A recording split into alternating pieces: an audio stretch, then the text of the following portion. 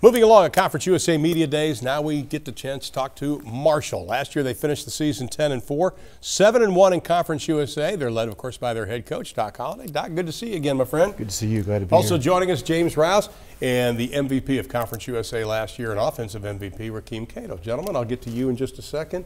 Sorry, got to talk to the head coach first. Coach, you finished 7-1. Your only loss to Middle Tennessee State in the regular season, lose to Rice in the title game.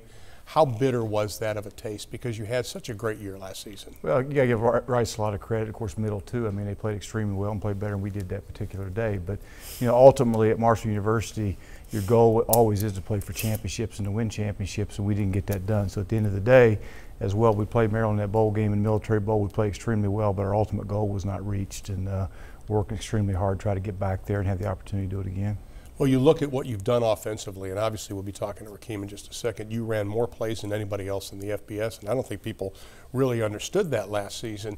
You were so potent on offense. How does that continue this year? Well, you know, we got a lot of players back, of course, led by the quarterback. And anywhere I've ever been where you had the opportunity to have a good football team or a great football team that started at that position. So, you know, we got that guy. I've said many times he's the most competitive quarterback I've ever coached. I'm glad he's on our side, but I think the key to our football team and any football team that wins championships, you got to play great defense. 2 years ago, we led the country in a lot of categories in offense, but the worst feeling I've ever had as a head football coach was standing on that sideline knowing you had to outscore people. And this year we played better defense a year ago. We finished up in the top 25. Coach Heater did a tremendous job along with Rouse and those defensive guys. So, you know, we feel we got a lot of those defensive guys back, so we don't feel we have to outscore anybody anymore, that we can just go out and play our game knowing that our defense is going to help us win at the end of the day. I want to back up what you just said with some statistics, because I think this is important.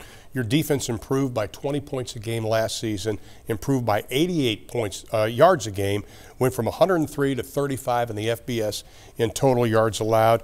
And Chuck Heater, they went from 43 points a game to 23 points a game. That is huge. Well, it was huge, and Chuck Heater, a tremendous coach. Him and I were together at the University of Florida and won the national championship there. And he's a tremendous coach. I tried to get him to come with me originally. I couldn't understand why he wouldn't leave Florida to come to Marshall, but he finally got him there. And but we also had 14 new players on that defense a year ago. Rouse was back healthy. I had 14 new players that played a lot and contributed a lot, and along with Chuck and that defensive staff, we're a lot more athletic. We can match up in space a little better, and I think we got a shot at having a good defense as long as we can stay healthy and continue to work hard. Well, you mentioned some of the defensive line, but what stands out is the fact you had the most sacks since 2004, most tackles for a loss since 2003. For your defense, it does start up front, doesn't it? Well, there's no doubt. On offense and defense, that's where it starts, is those guys up front. And you know, with Rouse coming back and playing extremely well, he led the tackles and TFLs and sacks, and he's a tremendous player. We got great pressure off the edge, and you know, it's a personnel-driven game. I mean, we could all sit and talk about, you know, what coaches are going out. It didn't happen a whole lot at this level. You know, you got to have personnel to win. We got better players on defense than we've had in the past, and our strength coach has done a tremendous job of developing those guys. Our coaches are continuing to work hard and develop them. So I like where we are. We just have to continue to get better. Well, James, I want to start with you, because the last couple of years have been very tough. You've had Achilles problems, back problems. You've missed a lot of playing time. I'm not saying he's superstitious, but he's changing his uniform number from, what, 92 to 11, just to hopefully your luck has changed. You're granted a 6th year of eligibility. When you got the word you can come back, what was your feeling? I was overjoyed just because of all the injuries and stuff I went through in the past. I felt like I wanted to play more for Marshall than I was able to. So being able to get a 6th year really gave me that opportunity. How much you weigh now, by the way? 270. The reason I asked that is because when he came to Marshall, he was a 195-pound two-way player. Am I right? Yes, sir. Where'd you put the weight? Where'd you get it? That's hard work. It was hard work. You go to Fat Patty's next door on the campus of Marshall, right? You slam down some stuff there? Okay. Just want to make sure. How impressive was it for you last year, the defensive improvement?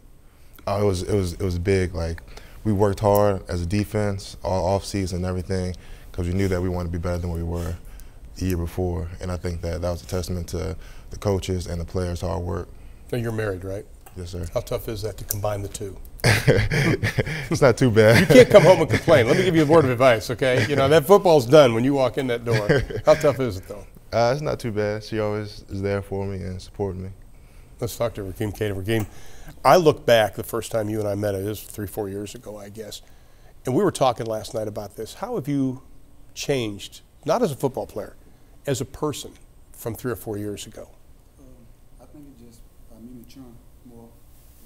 Also, I have 2 kids of my own, so that kind of changed me a lot. You know, just knowing that Everything I do is bigger than me. I have 2 kids that I have to provide for, also a family back home.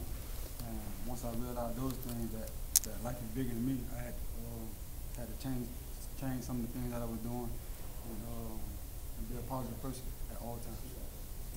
How has he changed, Coach? It's been fun. He came into us to say he's a 145-pound guy that couldn't bench the bar, that thought he knew everything, and I love him. I mean, I just love what he's all about. Adversity to him is not an issue. He's grew up tough, and I knew once he got to Marshall, he wasn't going to walk into any arena where adversity affected him, because he had a lot of adversity in his life. But to watch the way he's matured, to watch the way he's developed the intangibles it takes to be a great quarterback, and to watch him become the leader that he is today, I'm proud of him as the head football coach. It's just been fun to watch him mature and how he interacts with his teammates now. And I'm just glad he's on our team. I'm going to do something here. I hope you don't mind. I'm going to take this off. Rakeem, I want you to hold this in your hand because your mic evidently died. This year, you obviously have a target on your back. You're considered a Heisman Trophy candidate. You look at your numbers, what you have done the last couple of years, throwing over 3,000 yards and all that.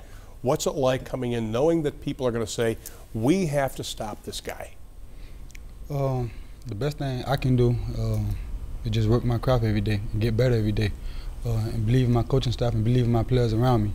As long as I could do that at a high level and take care of practice every day and just work hard every day, I think myself and my team, we'll have a great shot at the end of the year.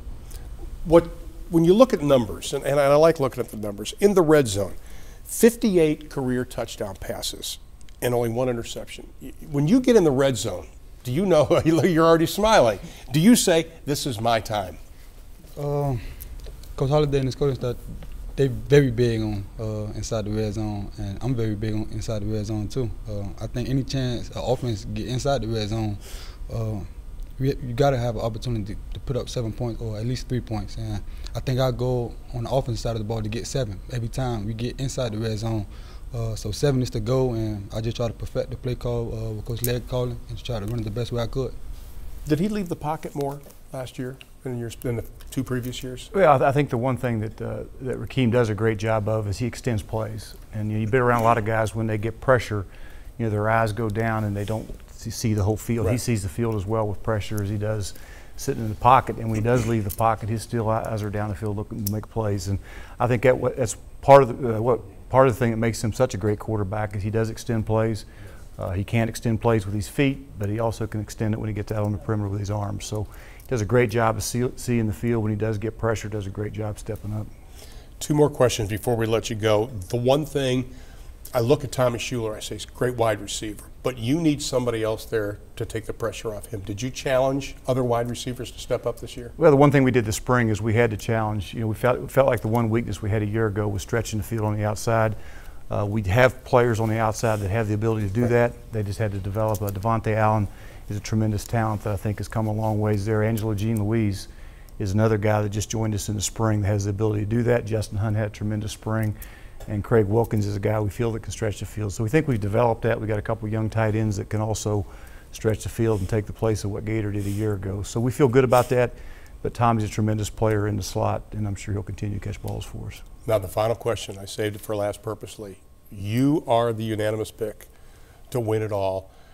The years I've known you, you've kept everything in perspective. Do you have to remind your guys that it's not just going to be handed to you, that they've got to continue to work hard every day? Well, I've said all along, I never want to be at a place where expectations aren't extremely high. I wanted to coach at that place, and expectations were high at Marshall. We weren't very good. I mean, but that's a great thing. I think the one thing that we've done as a coaching staff and as a football team is we've embraced those expectations. We like people talking about us in those terms right now because that's where we wanted to be. But we also understand as a staff and as a team that along with those expectations comes responsibility. And that responsibility is to go out every day and get better. You don't stay the same. You'll get better, you're going to get worse. So it's important that we don't get complacent. It's important we don't become selfish. And it's important we hold each other accountable every day to go out there and become a better team, because without doing those things, we have no chance at reaching those ultimate goals, which is the high expectations that people have set for us. Doc, good to see you again, my friend. It's good to see I wish you the best of luck. James, congratulations on last year and hopefully a great season. Good luck this year. We'll be back with more Conference USA Media Days from Dallas, Texas coming up in just a couple of minutes.